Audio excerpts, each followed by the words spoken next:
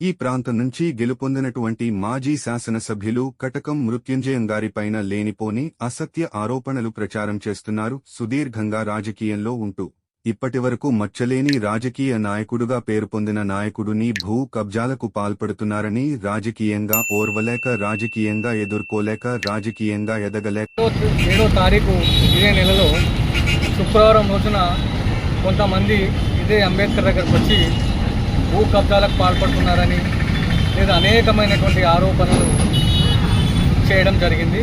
దీనిపైన పూర్తి శాస్త్రీయంగా దానిపైన మాట్లాడడానికి ఈరోజు మేము ఒక్కొక్కరిగా రావడం జరిగింది. వాళ్ళు ఆరోపించిన ఆరోపణల్లో వాస్తవం లేదని, బాధితులనే స్వయంగా మేమే స్వయంగా ఇక్కడికి రావడం జరిగింది. మొట్టమొదటిసారిగా ముస్తాఫానగర్కి సంబంధించిన బాధితురాలు మాట్లాడుతుంది. మాది గంభీరావుపేట మండలం ముస్తాఫానగర్ గ్రామము. నా పేరు మానక జ్యోతి, మా భర్త పేరు తిరుపతి. ఆయన ఉపాధి నిమిత్తం కోసం బతుకు తెరుగుతూ బయట దేశం వెళ్ళినాడు. నేను కూలి పనులు వేసుకొని బిల్లు చేసుకుని బ్రతుకుతాను. మాకు గత 30-40 సంవత్సరాల నుండి మా తాతమ్మ పరంగా వచ్చిన ఆస్తి, మా మామయ్యలు ముగ్గురు, ఒక మామయ్య బొంబాయిలో, ఇంకో మామయ్య దేశం పోవడం వల్ల, వాళ్ళ ఊర్లో లేకపోవడం వల్ల మాకు ఈ పట్ట చేయించుకోలేక కొన్న అతని పేరు మీద ఉండిపోవడం జరిగింది. మారవేణి దేవయ్య, మారవేణి రంజిత్ వాళ్ళు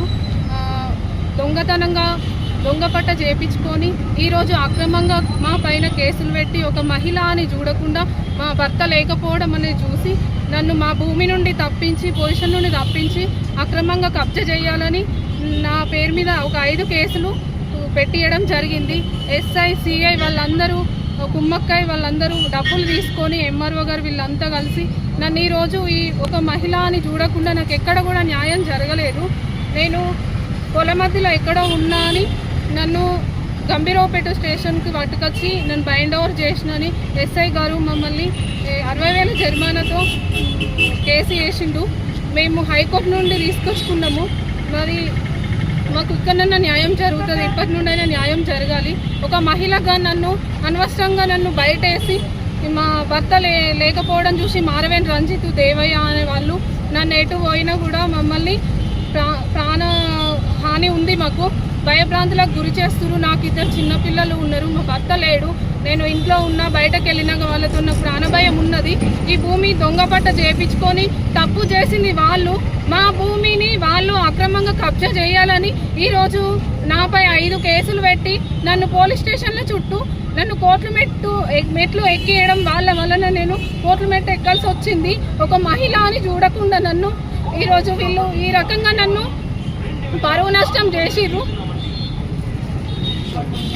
మరి గంభీరావుపేట మా ఆయన ఎట్లయినా చిట్టంపల్లి, నాంపల్లి సార్ కోడల్ని నేను మా అత్తమామ గదవట్టుకుని చేసుకోమని, నాకు అబ్బాయి ఉండంగానే విడాకులు చెల్లిపో 2001 నుంచి స్టార్ట్ చేస్తే 2016 వరకు నా రేటు 50 లక్షలకు వచ్చింది.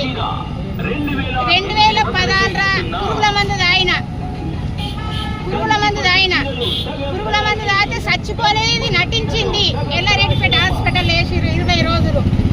ఎర్రల నర్సేబాబు ఇక్కడనే ఉన్నాడు, అయినా కూడా సాక్ష్యం ఉన్నాడు. ఎందుకంటే బిడ్డ 50 లక్షలు నీకు లెక్క కాదు.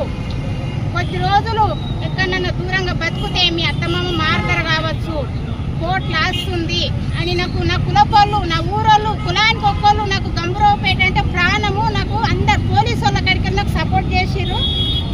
నా భర్తకు మాటలు రావు. నా కొడుకు 4 ఏళ్ళ పిల్లగానప్పటి నుంచి ఒక్కోడు కాబట్టి, నేను ఒక్క కోడని కాబట్టి ఉమ్మడి కుటుంబంలా ఉంటే మా మామ కూడా నన్ను బాగా ఇబ్బందుల పాలు చేస్తేనే నేను 2018లో ఇంట్లోకి వెళ్ళి బయటకు వెళ్ళినా. ఇక ఆడదాన్ని ఎవరిది చెప్పుకోకుంటే నడవది. ఇప్పుడు కోర్టుల కేసేసి 1.5 సంవత్సరం అయితే నేను పీక్కుపోయే ఎవరికి చెప్పుకోపో అని మా మామయ్య నన్ను బెదిరింపులు చేస్తుండు. నా కొడుకుని గుండెని చేసిండు. ఆయనకి 23 ఏళ్ళు ఉంటే మా ఆయనను కొండి గంభీరావుపేటకి రావాలంటే మాకు ప్రాణ భయం ఉంది. మా మామగారు కూడా నన్ను ఇబ్బందులు, ఒకటే సాక్ష్యం, అగ్గిలు పెట్టినా సరే